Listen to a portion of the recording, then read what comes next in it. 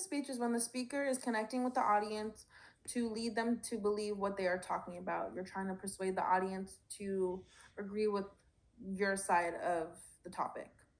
And not always the audience are going to believe what you believe, but that's why you also tie in other perspectives into your speech, so that in the end you can roll back to, this is why, in my opinion, persuasively, like, this is the best choice. Three differences between persuasive and informative speech is, in persuasive speech you can have your own opinion in the speech because your credibility and your experiences do matter in a persuasive speech, versus in an informative it wouldn't really matter. And then informative speech is also aimed to only inform the audience. You're not trying to change anybody's opinion. You're kind of just giving them a list of, hey, this is what this topic's about. Versus persuasive is you're trying to change the audience's perspective. You're trying to get them to believe what you're believing. And so the audience is going to be a little different in that way as well.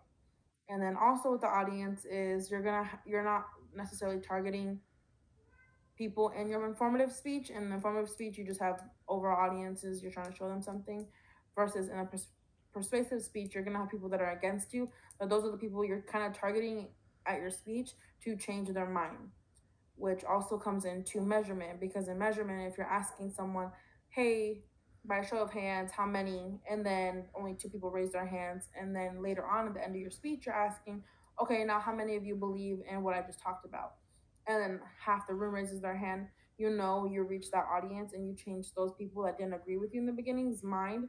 So that's measurement in a persuasive speech.